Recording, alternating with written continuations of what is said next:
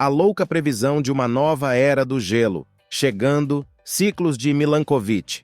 No dia de Natal, enquanto as pessoas na Itália tomam chocolate quente sob seus cobertores, os brasileiros estão na praia bebendo algumas bebidas geladas. No entanto, tudo isso poderia mudar no futuro. Imagine um mundo onde a neve nunca para de cair, o frio nunca desaparece e a sobrevivência se torna uma luta diária. Se um longo período de inverno atingir a Terra, nos encontraríamos em um estado pós-apocalíptico. A escassez de recursos seria o primeiro problema a nos atingir. O solo congelaria completamente, as colheitas pereceriam e a comida se tornaria escassa. Para sobreviver, precisaríamos escolher entre acumular e compartilhar. Aqueles que escolhessem acumular se isolariam e, eventualmente, viriam à ruína. Os cientistas acreditam que podemos nos encontrar nessa situação nos anos que virão. Existem ciclos na Terra que estão em conflito. Períodos de clima quente se alternam com os frios. No entanto, esses conflitos não durarão para sempre. No futuro, o conflito eventualmente cessará e um longo inverno chegará. Mas como funcionam esses ciclos? Junte-se a mim e te contarei mais sobre isso. Olá, meu nome é Oliver e você está no canal Barril de Perguntas. Vamos começar dizendo que, aqui na Terra, estamos basicamente cercados por ciclos. Deixe-me explicar. Nossas vidas literalmente giram em torno deles. Uma série de eventos que se repetem regularmente na mesma ordem. Existem centenas de tipos diferentes de ciclos em nosso mundo e no universo. Alguns são naturais, como a mudança das estações, as migrações anuais de animais ou os ritmos circadianos que governam nossos padrões de sono. Outros são produzidos pelos seres humanos, como o cultivo e a colheita de alimentos, ritmos musicais ou ciclos econômicos. Todo ano, no dia 25 de dezembro, o mundo celebra o Dia de Natal. No imaginário coletivo, o Natal é feito de neve e chocolates quentes. Este dia está associado à neve e ao Papai Noel andando em suas renas, trazendo presentes e alegria a todas as pessoas, sejam elas crianças ou adultos. No entanto, se você mora no Brasil, provavelmente notará uma coisa. O Dia de Natal ocorre durante o verão. Muitas pessoas gostam de ir à praia para se bronzear. Para o povo brasileiro, não há chocolate quente no Natal. Seria loucura até mesmo pensar nisso. Você pode preferir comer um sorvete em vez disso. A única razão pela qual isso acontece é por causa das estações. O ciclo das estações.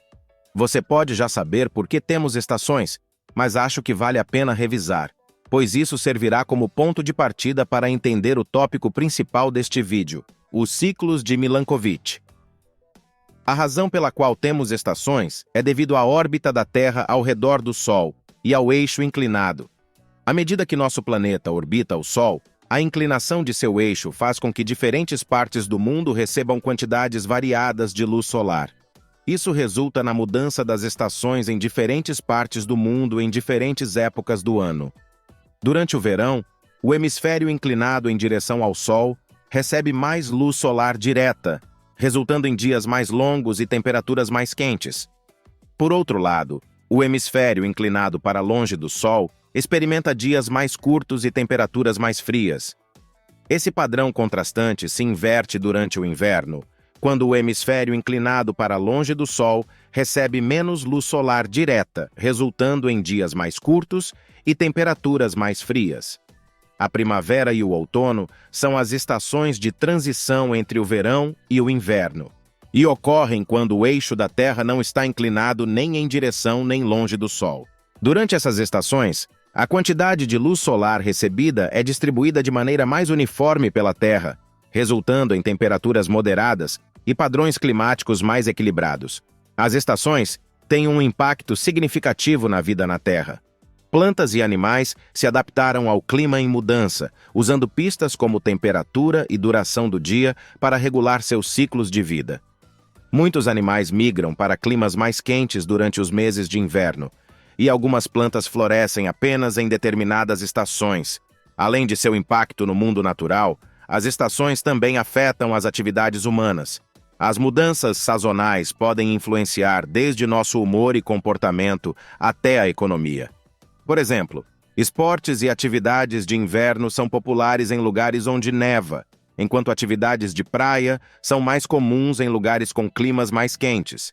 Como você pode ver, as estações são um ciclo importante que se repete regularmente, com cada estação trazendo um novo crescimento e mudanças para o mundo natural. Ao longo do curso de um ano, os períodos de clima quente se alternam com os mais frios, os ciclos de Milankovitch.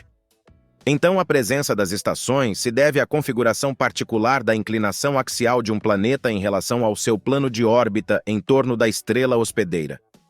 No entanto, como apontou o cientista sérvio Milutin Milankovitch há um século, esse não é o único fator capaz de ter impacto no clima e no clima da Terra. Esse gênio hipotetizou que os efeitos coletivos a longo prazo das mudanças na posição da Terra em relação ao Sol são um forte motor do clima a longo prazo da Terra e são responsáveis por desencadear o início e o fim dos períodos de glaciação, eras do gelo. Já mencionei que esse cara era um gênio? Ele sabia muito bem que a órbita de um planeta é descrita pelo que engenheiros aeroespaciais chamam de elementos orbitais. Esses são 6 quantidades importantes que ajudam a descrever o movimento de um objeto ao redor de outro objeto, seja um satélite artificial como o JWST ao redor da Terra ou uma estrela ao redor do buraco negro no centro de nossa galáxia. Ele primeiro se perguntou o que aconteceria com a Terra se um desses elementos, chamado de excentricidade, mudasse lentamente ao longo do tempo. Mudanças na excentricidade. A excentricidade fornece informações sobre a forma de uma órbita. Quando ela é zero, a órbita é um círculo.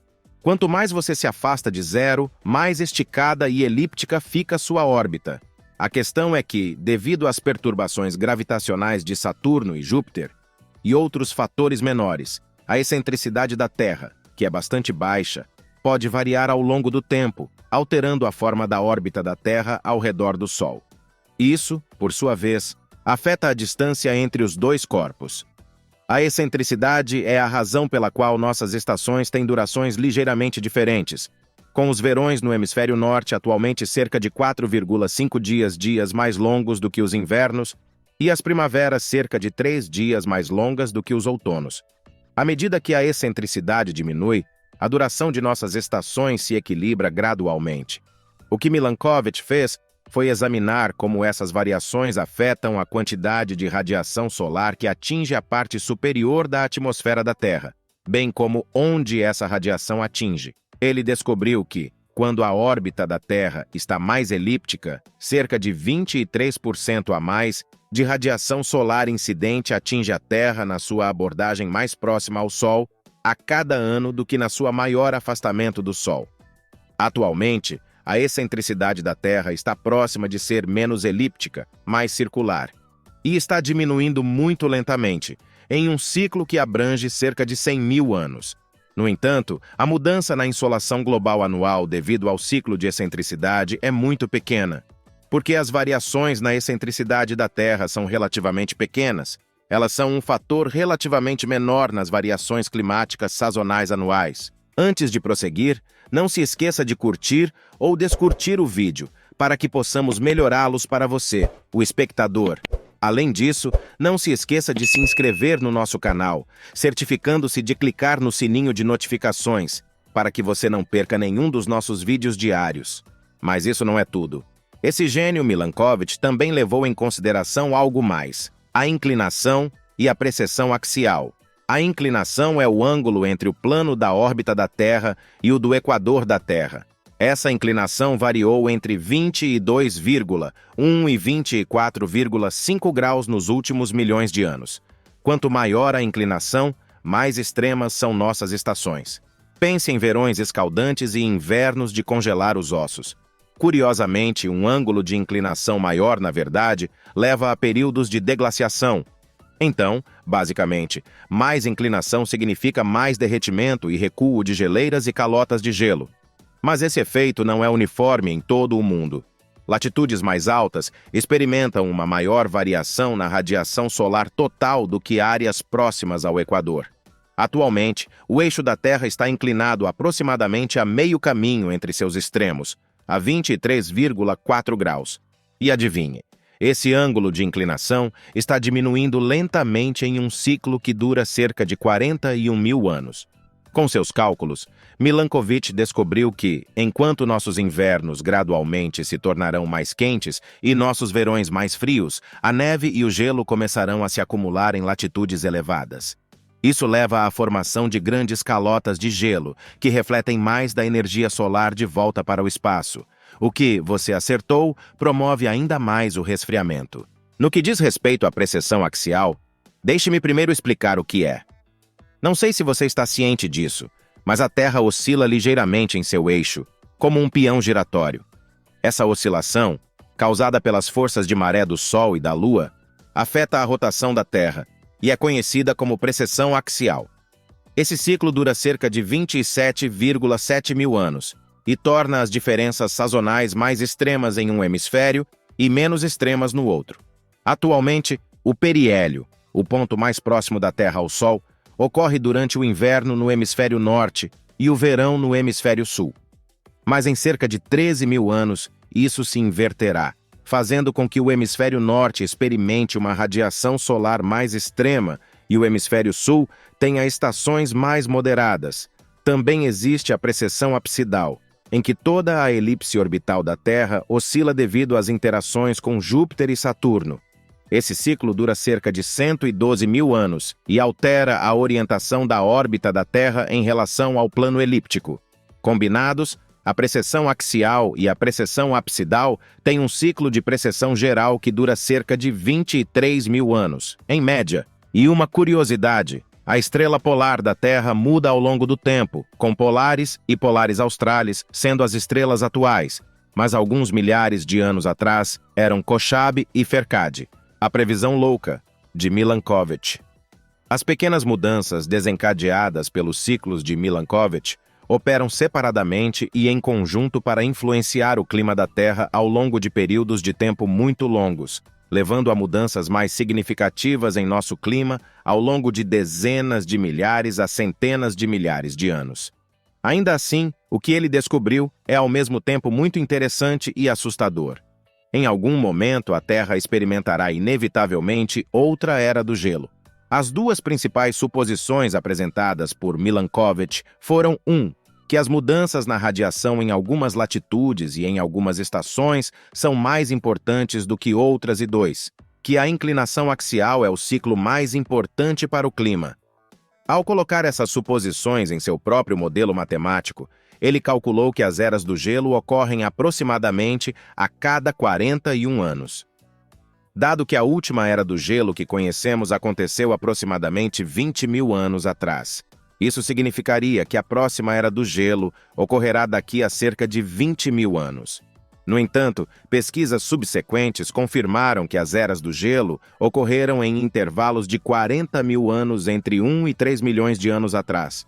Mas cerca de 800 mil anos atrás, o ciclo das eras do gelo se estendeu para 100 mil anos, coincidindo com o ciclo de excentricidade da Terra. Embora várias teorias tenham sido propostas para explicar essa transição, os cientistas ainda não têm uma resposta clara. Esse problema também é conhecido como problema de transição. De qualquer forma, de acordo com as medidas astronômicas mais recentes, não haverá uma nova era do gelo antes de 50 a 100 mil anos. Precisão das previsões. Fazer previsões quando se trata do clima de longo prazo na Terra não é tarefa fácil.